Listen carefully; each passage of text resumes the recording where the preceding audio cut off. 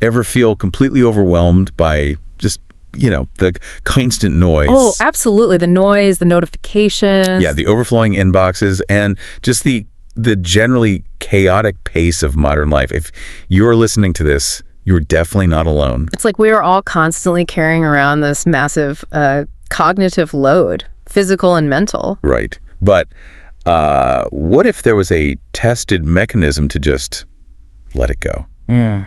To drop the weight. Welcome to today's deep dive. We're really excited for this one. Me too. We are tackling a massive 3-hour comprehensive guide on modern living today. And it weaves together Stoicism, minimalism, and Eastern philosophies into this one giant blueprint for life. Which is quite the ambitious crossover, honestly. It really is. And our mission today is to give you, the listener, a shortcut. We want to help you build an unbreakable mind and find inner peace, but without the usual information overload. We're getting straight to the core mechanics. And, that is a mission worth undertaking, because these aren't just abstract theories that you study for a philosophy exam. No, not at all. What we're looking at here are highly practical, battle-tested mental models. I mean, they were designed specifically to help you differentiate between what is actually within your control and what you absolutely just gotta jettison. Yeah, and in a world that is engineered to constantly demand our attention, having a ruthless framework to filter that noise isn't just a nice aesthetic choice. Right. It's not just about looking clean. Exactly. It is a fundamental requirement for our mental survival. Oh, so true. Okay, let's unpack this, because the first major connection this guide makes is a really fascinating crossover. The minimalism connection. Yes. We all know the modern minimalist movement, right? Like the Joshua Fields, Milburn, and Ryan Nicodemus approach. Minimalists. Right, where you're aggressively decluttering your physical environment. They left these incredibly cluttered corporate lives to find actual purpose. But what we are doing here is connecting that reductive lens to Stoicism. Which is an ancient Greek philosophy from, the 3rd century BC? Exactly. It's about applying that minimalist aesthetic, but to your internal mental state. And that internal application is the core link. It really just comes down to the mechanics of letting go. Yeah. Minimalism, at its best, isn't about stark white walls or owning exactly 3 shirts. Right. It is about clearing out the physical artifacts that demand your energy without providing any actual value. You're freeing up bandwidth for meaningful pursuits. It makes perfect sense. And Stoicism applies that exact same reductive methodology, but internally. It's a systematic process for clearing out mental junk. Like excessive desires. Exactly. It trains you to let go of excessive desires, fleeting emotional spikes, and cognitive biases that just completely cloud your judgment. So you basically optimize your physical space, which then buys you the bandwidth to optimize your mental space. Precisely. And when you look at people who actually implement this at a high level, the results are striking. I mean, take Tim Ferriss, for example. Oh, yeah, he's a great example of this. We know he leverages Stoic principles for high-stakes business decisions. But the specific tool he uses is a direct adaptation of the Stoic practice of, I think it's called premeditatio malorum. Yeah, the premeditation of evils. Right. Ferriss calls it fear setting, which is brilliant. Instead of defining his goals, he rigorously defines his absolute worst-case scenarios. He maps out the disaster. Exactly. He clears away the vague anxiety of what if I fail by mapping out the exact disaster, realizing that the worst outcome of, say, launching a new venture is actually highly survivable. Yes. He literally declutters the fear. If we connect this to the bigger picture, it makes perfect sense why these 2 specific philosophies are merging so powerfully right now. They were both historical reactions to systemic excess. Oh, that's an interesting way to put it. Well, think about it. The modern minimalist movement actively pushes back against hyper-consumerism, right? And the default assumption that accumulating more capital and more possessions equals fulfillment. Right, the endless hamster wheel. Exactly. Stoicism, on the other hand, was an intellectual reaction to the sheer chaos, political violence, and unpredictability of the ancient world. Which was intense. Incredibly intense. When the external environment is spinning completely out of control, you are desperate for a heuristic that allows you to find some kind of stability. So you turn inward. You consolidate your focus entirely on the one territory you still govern, which is your own mind. Here's where it gets really interesting. Because if anyone understood a world spinning completely out of control, it was Epictetus. Oh, definitely. The guide gives us this incredible historical contrast between 2 of Stoicism's most famous practitioners, On one hand, you have Epictetus, who was born into slavery in Phrygia around 50 AD. The man had absolute zero bodily autonomy. None. He eventually gained his freedom, built this huge reputation as a brilliant teacher in Rome, and then, boom, Emperor Domitian abruptly expels all philosophers in the city in 89 AD. Just completely uproots him. Forces him to flee to Greece. Talk about having the rug pulled out from under you by forces completely outside your influence. And that profound lack of external agency is exactly what shaped the bedrock of his teachings. Which he put into the Enchiridion. Well, his students compiled it into the Enchiridion, the handbook. Because Epictetus couldn't control his physical location or his societal status, he rigorously mapped out what he called the duality of control. Okay, break that down for us. The psychological mechanism is really stark. We only have authority over our thoughts, our chosen beliefs, and our direct actions. That's it. That is it. We absolutely never have authority over external events, macroeconomics, or other people's behavior. Yeah, you can't control the weather or the economy. Right. And conflating the two, thinking you can control the external, is the root cause of human misery. If you internalize that distinction, you inoculate yourself against chronic anxiety. But wait, looking at the reality of that. Yeah. It is really easy to say, just control your thoughts on a podcast or, well, in a deep drive like this or in a book. It sounds good on paper. Yeah. But when you are literally exiled or enslaved like he was in his earlier life, the friction of actually doing that must be immense. Does the framework account for how difficult that internal pivot actually is? It absolutely does, by framing it as a relentless active practice rather than just a passive realization. Epictetus never claimed it was easy to ignore physical suffering or exile. He argued it was the only logical alternative to psychological collapse. You have to do it to survive. Exactly. You train the mind to intercept the emotional reaction before it becomes a deep-seated conviction. Which perfectly sets up the other side of this historical coin. Marcus Aurelius, The emperor. the complete opposite end of the human spectrum. As Roman emperor, he is the most powerful man on the planet. He theoretically controls everything. The entire known world. Right. Yet, around 165 AD, he's facing the Antonine Plague. Could be smallpox, could be measles, but the population is just being decimated. And the economy is collapsing. The economy is collapsing. The borders are under constant siege. The man who supposedly owns the world is entirely powerless to stop a microscopic virus. It is a phenomenal irony, and it perfectly validates Epictetus's entire premise. How so? Well, how did the most powerful man in the world cope with unprecedented systemic failure? He wrote Meditations. His famous book. But we have to remember, he didn't write Meditations for public consumption. Right. It wasn't for philosophical clout. No, it was a private journal. It was an active, desperate exercise in cognitive behavioral reframing. He was literally writing to himself to maintain his sanity and his commitment to virtue, while the empire basically burned around him. So the man who owned absolutely nothing, Epictetus, and the man who owned the entire known world, Aurelius, arrived at the exact same psychological conclusion. Precisely. Yeah. Because the external variables canceled each other out, they both realized that true agency is entirely internal. Wow. It doesn't matter if you are in chains in Rome or sitting on the imperial throne. The only asset you actually possess is your own rational mind. That is so powerful. Aurelius has that famous entry in his journal that captures this perfectly.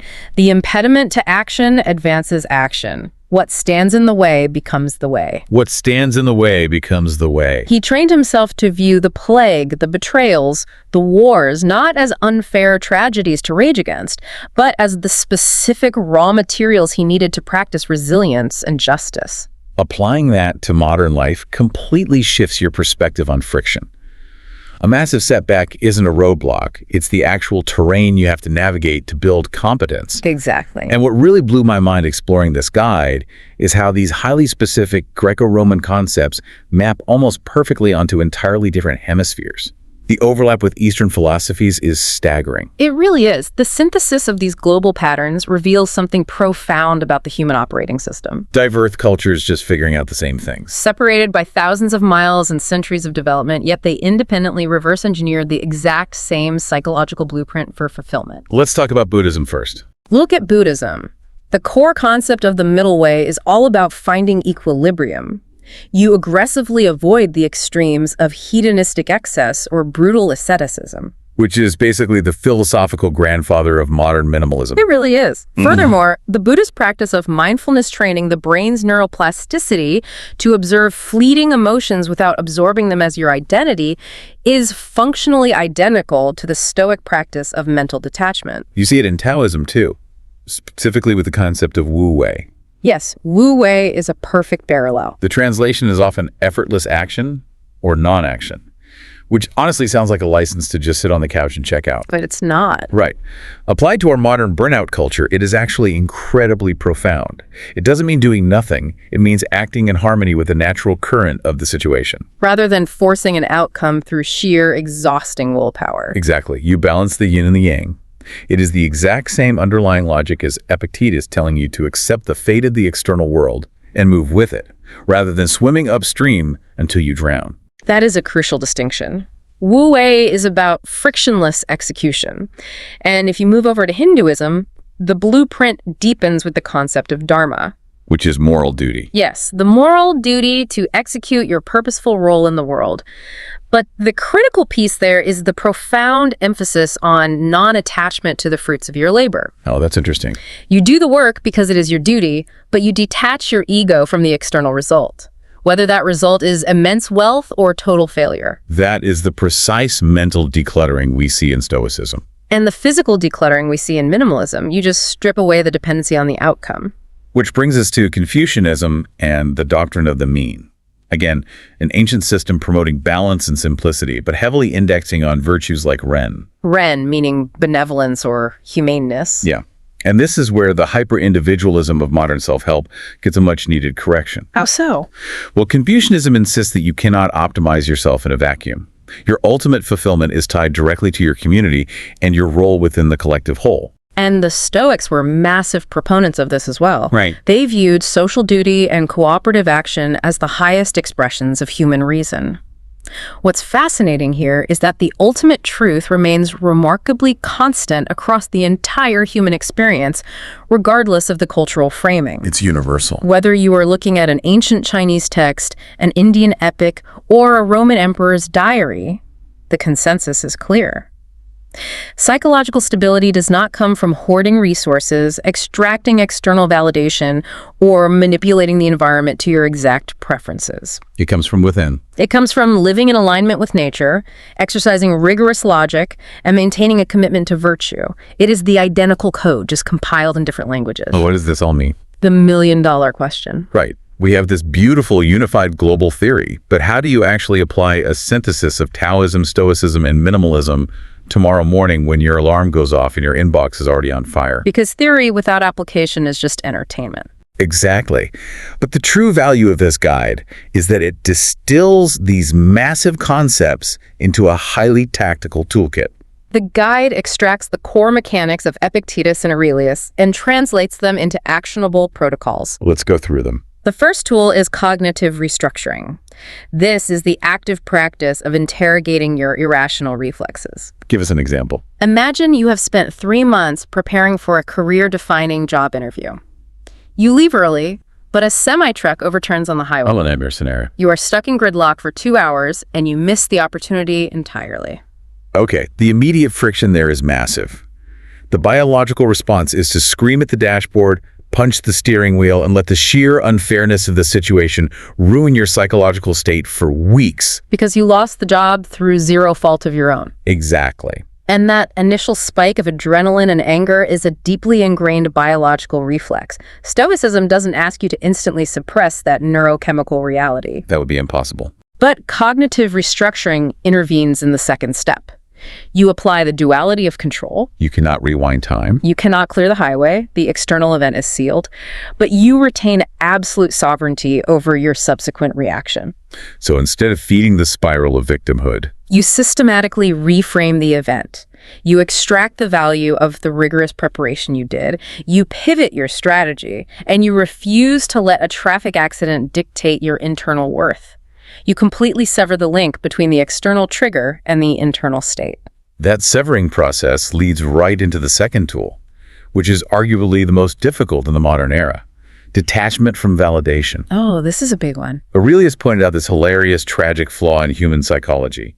He noted that we all intrinsically love ourselves more than we love anyone else, yet we constantly subordinate our own judgment of ourselves to the opinions of a crowd. It's so true. And today, we literally quantify that dynamic with likes, retweets, and performance reviews. We outsource our self-esteem to an algorithm. It is a massive vulnerability. When your baseline contentment relies on the applause of a volatile crowd, you are effectively handing the remote control of your emotions to strangers. So how do we apply minimalism here? The minimalist application is to ruthlessly declutter whose opinions actually matter. You strip away the need for outward approval and anchor your self-worth strictly to your own internal metrics of integrity and effort. It is an incredibly liberating shift in architecture. The third tool in the kit is embracing fate, or amor fati. Love of fate. Yes. The concept that you don't just grit your teeth and tolerate the things that happen to you, you actively embrace them. But again, let's look at the friction. Real-world application. Say you've planned a massive international vacation for a year. You've sunk $5,000 into non-refundable tickets. 2 days before the flight, you contract a severe illness and are completely bedridden. That is the ultimate test of the sunk cost fallacy and emotional regulation. Exactly. Raging against your own immune system or cursing the universe won't suddenly cure you or refund your bank account. The money is gone, the trip is gone. How do you actually practice embracing that? By recognizing that fighting reality only creates secondary suffering. Secondary suffering. The illness is the primary pain. Your anger about the illness is the secondary pain, and that is entirely self-inflicted. Embracing fate doesn't mean you are thrilled to be sick. Right. It means you instantly accept the new parameters of your reality. You leverage that forced downtime. You read the biography you've been putting off. You sleep. You reset your nervous system. You adapt to the terrain rather than demanding the terrain. Adapt to your itinerary. Exactly. It is a daily practice of yielding to the current, much like the Taoist concept of Wu Wei we discussed earlier. The final tool is absolutely critical because it prevents this entire philosophy from devolving into cold, hyper-optimized broicism. Yes, practicing empathy. It is the built-in safeguard against arrogance. Before you launch into a critique of someone else's failure, the protocol requires you to stop and brutally examine your own inventory for a similar fault. It's a mirror. When a colleague drops the ball on a major project and you want to tear into them, you force yourself to remember the time you missed a critical deadline. It forces intellectual humility. It ensures that your pursuit of an unbreakable mind doesn't turn you into a sociopath. Empathy keeps you tethered to the community, reinforcing that Confucian ideal of Ren. Because you cannot be truly virtuous if you are isolated and cruel. Precisely.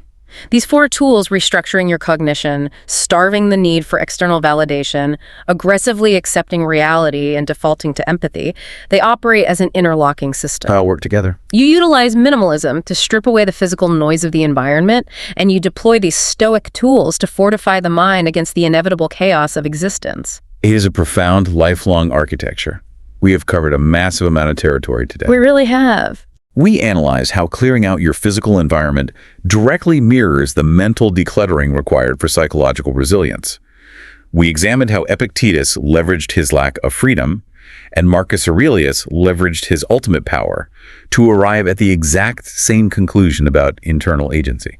And we traced how these exact same blueprints for human flourishing evolved simultaneously across the Eastern world through Buddhism, Taoism, Hinduism, and Confucianism. Mastering this system isn't about becoming an unfeeling robot. It is about building an unbreakable foundation so you can actually engage with life fully without being destroyed by it. This raises an important question, something for you to completely reconsider as you log off today. I love a good paradigm shift. We have spent this entire discussion focusing on individual resilience and personal optimization. But let's look at the macro implications of this crossover. Our entire modern global economy is fundamentally reliant on you being profoundly discontent. That's entirely true. It requires you to constantly want more upgrades, more status symbols, more external validation just to keep the GDP growing. Wow, yeah. But if you actually successfully implement minimalism and stoicism, if you realize that your happiness requires almost zero external inputs, you effectively opt out of that system. The machine breaks down. If millions of people adopted this tomorrow, the consumer machine would literally grind to a halt.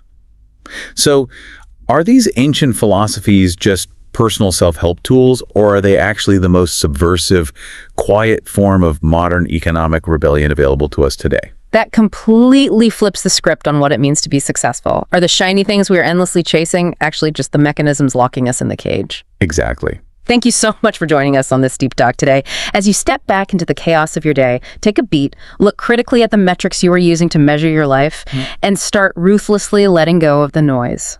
You have the blueprint now. Use it.